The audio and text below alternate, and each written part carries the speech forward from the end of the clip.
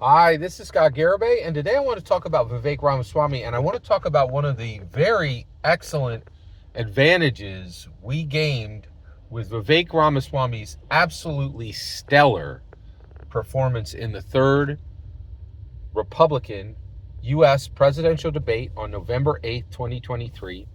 I think it's really going to go down in history within presidential performances. He absolutely crushed. And I think the reason why is he is absolutely hitting his stride. I think he came out of the gate with that first debate and everybody was like, that's a really smart guy. He's a person of color. He's extremely articulate. And in the Republican area, we've never had a strong person of color, incredibly articulate candidate who's young, vibrant, hitting the right points, right? And so he hit the ground running in debate one. In debate two, he realized he was under attack from Pence, from DeSantis, from Haley, that he was the focus. And I think he did a great job in debate two, but in debate three, he all pistons were running and he was fully at speed. And so let me tell you what this video is about. I try to always say it at the beginning. I don't always get there. But I'll tell you exactly what this video is about. So basically, conservative Trump channels are now giving extremely positive coverage to specifically to Vivek Ramaswamy and covering the debate, right? And I'm going to give you two examples. Officer Tatum, right here on YouTube, right? And Patrick Bet David. So Officer Tatum, so he is a Trump channel, very conservative.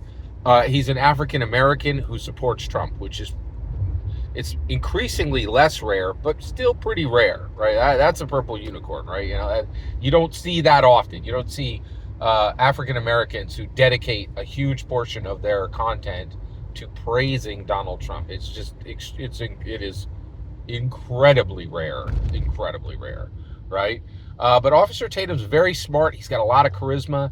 He's got a strong channel, right? And I watch him pretty frequently. I would say I watch about 10 to 25% of his content, right? And but he just got served up in my algorithm, and he did an entire just praising Vivek Ramaswamy to the roof, right? And then Patrick Bet David. A long time ago, one of my friends pointed me to Patrick Bet David, and he is brilliant. He's really something very special, right? In that, yeah, Patrick Bet David is very, very strong candidate, and did an absolutely. I'm sorry, Patrick Bet David has a really strong channel. He's been around for a long time. He's one of these guys who's turned. He has a content influencer platform, right? He knows how to do this better than almost anybody out there. He interviews a lot of conservative conservative talking heads. And his interview skills are extremely good. Patrick Bet David, if you don't know about him, check him out. He is absolutely brilliant, and he has done a tremendous job of absolutely transforming his overall content into a platform. Like, I have a channel and I got 2,400 subscribers, and I've been doing this 9 years. This guy, he has multiple streams of revenue, highly profitable, tons of momentum, tons of followers. He can get stuff done with his channel. That's pretty incredible, right? Dyed-in-the-wool Trump supporter, right? Very conservative Trump, Trump positive performer, right? So what's really interesting though is these are two Trump channels, right? Trump positive, Trump supporting, Trump covering channels that are now speaking extremely highly of Vivek Ramaswamy. And that, I really think people recognized him in debate number one, debate number two, but he was front and center and absolutely destroyed all opponents in debate number three. He just wrecked. He effortlessly, brutally insulted both DeSantis and Haley with one insult. Dick Cheney and 3-inch heels. If you want one, we got two of them on stage today. That was just he had so many killer lines. It was incredible. And also, I've got recently got somebody saying, "Hey, good leaders don't have good lines." They do in the they do in the election. Good leaders do what needs to be done at the time it needs to be done. Right now, it's promises and power lines. If you don't recognize that, you're not paying attention. You're not really tracking. Now, I'm sure you're intelligent, but you're not engaging your full brain, right? And I think people do this. They'll disconnect their brain on certain subjects. And I think when we do, politics is a mirror. And like, I'm really fascinated by these these people who present progressive, but in reality are just absolutely massively regressive, right? Just the most establishment people protecting the privilege they've got. That's it. That's all. You see a lot of it, right? Actually, it's a specific group. I wouldn't say it's a small group. There's still a lot of rich people in America, right? But if you're rich, you want a ward cleaver candidate, right? You want, because that's that group has been rich for a long time, and as long as you have your ward cleaver, and it doesn't matter if it's Trump or Biden. Increasingly, I don't think there's any difference between a Trump voter and a Biden voter. None, zero. They are synonymous, right? But the reality is, Vivek did a tremendous job and is getting Trump coverers to cover him. Now, what's really interesting here is what this really shows, and that is the debates are mattering, right? The reality is, for the movers and the shakers, the people who are engaged and people who are truly watching what's happening in this election, this is important, right?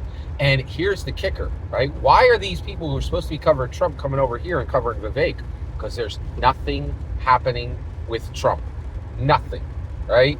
He is not delivering any good lines in this election time.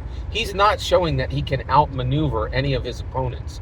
He can't even stand up to them. And the reason why is he went from being an engaged 70-year-old to a very tired, very confused, very out of it 80-year-old. And that's it. Just it's what happens, right? Age destroys us. It's just a reality. It's not like he did anything wrong. It's simply time has caught up with him. He's no longer capable. He's no longer courageous. He can't show up on he can't win a debate, and he certainly can't rule this nation, right? And his followers are seeing it. They're seeing that there's nothing fun coming down the line. He's not engaging. He's not wrecking foes, right? And the reason why is he's no longer capable of wrecking foes. He's just a tired old man, exactly like President Biden. And I think Trumpers are realizing, they're like, oh my gosh, Biden voters are just like us, but we're just like Biden voters. We're making all the same excuses for our tired, crotchety, one foot in the grave candidate, sarcophago candidate, right? They realize they're the same. And so Patrick Bet-David, right, and Officer Tatum are talking about Vivek Ramaswamy because that's where the excitement's at. That's where things are happening. That's where things are real and progressing and actually arriving in a position where things can change and things can matter and things are going to work. That's the issue, right?